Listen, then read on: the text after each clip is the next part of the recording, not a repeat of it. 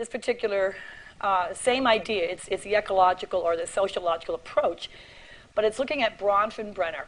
And Bronfenbrenner is basically looking at the ecology or the ecological view of a person. Ecology is just the environment within which a organism develops. So it's in this case culture. And it looks like a scary schematic here, but it's really, really quite simple. We're going to work from the inside out. And based on Bronfenbrenner's ecological approach, we have different layers of environment. And of course, in the middle is the child, but we also have different levels of the society all the way out to the culture that can affect you either in isolation or by interacting among these levels. So for example, at the microsystem, I'm going to just go ahead here because I have it outlined. It might be easier for some people to view this. In the microsystem are people and objects in the immediate environment. So based on this, we have the microsystem right here.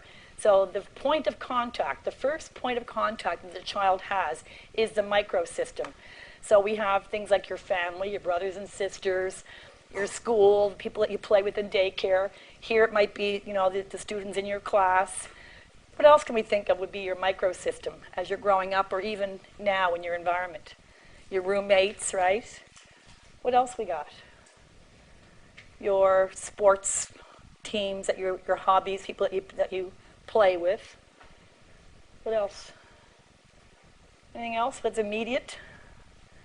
Relationships. Anything else? Pardon? Your pets. Sure, your pets. It says objects. I wouldn't say that a pet is an object, but yeah, I mean object. I don't really get the object. I should have paid more attention. People and objects.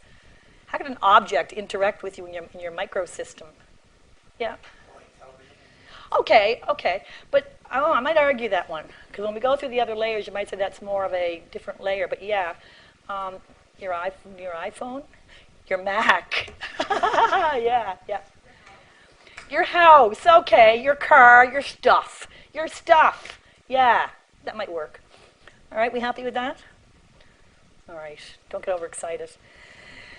The mesosystem, and these are the interconnections of the microsystems on each other. Explain that to me.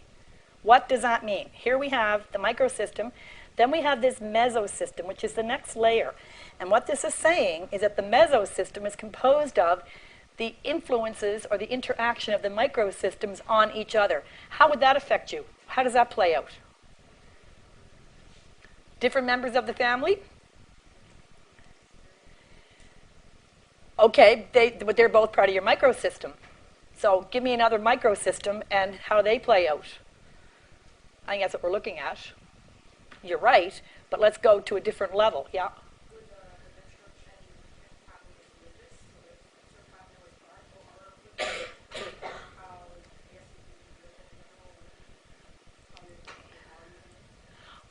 Okay, so if you go to church or not, let's say. How about this? Say you are, anybody ever have a bad day? Huh? Bad day at school, bad day at work, right? Do they affect each other? If you have a bad day, let's say you come into a class and you get back a midterm that you're not too happy about, or a midterm that you're ecstatic about, it doesn't have to be all gloomy, and you get some kind of a reaction from that test. Or somebody in the classroom says something to you, good or bad. It affects you, right? And that's the microsystem. Now you go to work. And you walk into work, and maybe let's say you had a bad grade and somebody laughed at you, said, ha ha ha, I got 85, you got 40, loser. Right? That's a horrible thing. It's a horrible thing, and people can be mean. So you're carrying this with you when you go into work, and your boss is on your case.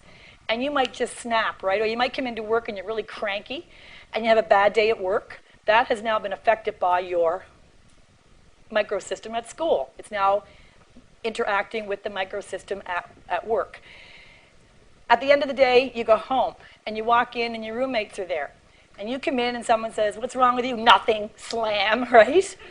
So what's happening is it's filtering all through these different microsystems. So like it says, it's the influences of each of the microsystems on each other.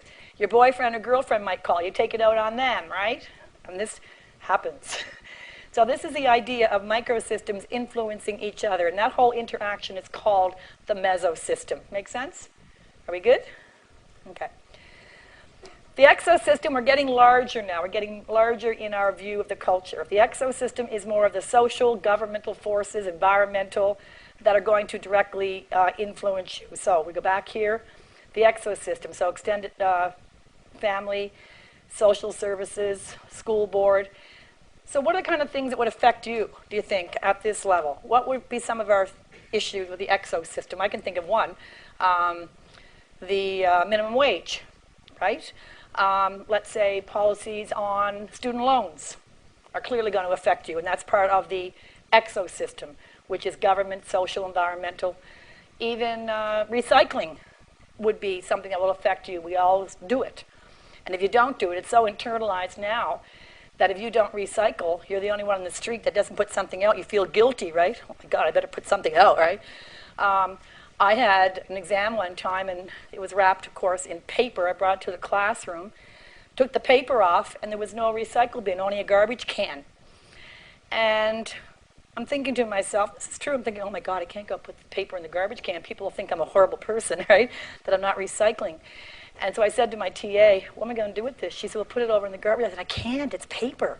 It should be recycled. She said, well, it's got tape on it. I said, yeah, you're right, good, right? So it had tape on it, so then that was okay. I could put it in the garbage can, right?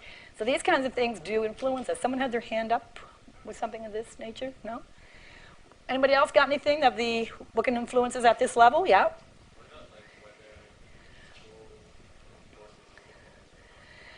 A school, whether they enforce uniforms or not. Where do you think that would be? At what level? That might be your microsystem. Now, if it's at the level of the province, then it would be, of course, the exosystem. So again, going from immediate to larger, right?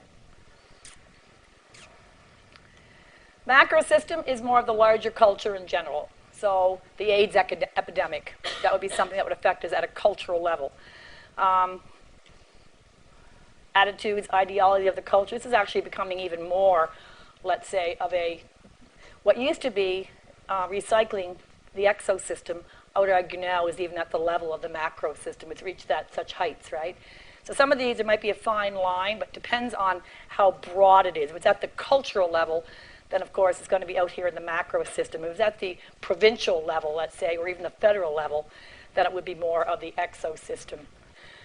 What do we have at the level of the culture that affects us? At the level of the culture.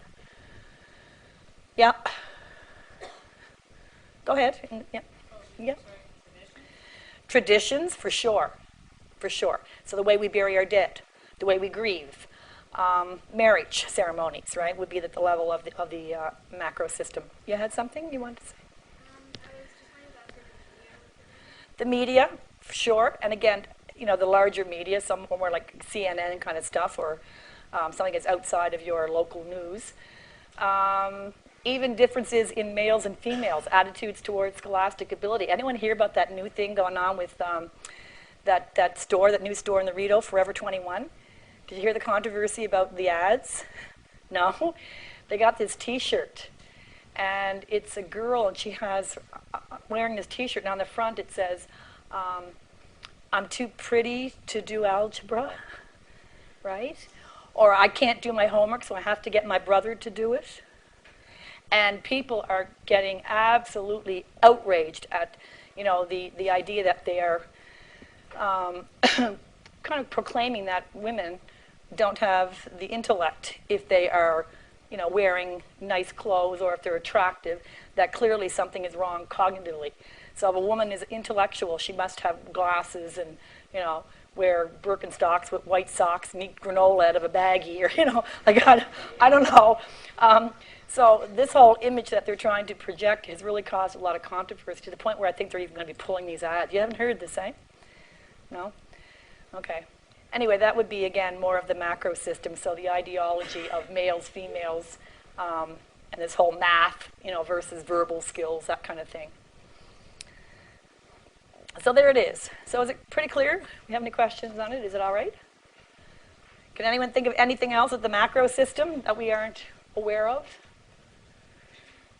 This is one of the problems too when people immigrate, is that you now have a kind of a, a struggle to adopt to, you've got two conflicting kind of macro systems, right? The one that you were raised in, your traditional one, and now the one that you're living in.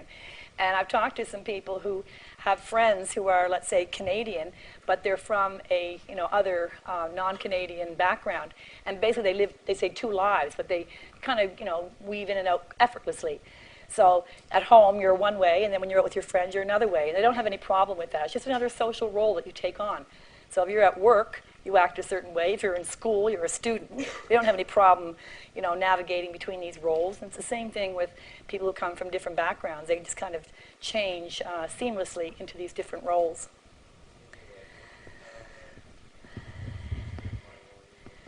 What's considered a minority and what's not? Okay, so it will change from culture to culture, for sure. So that will, again, be something that's part of our macro system.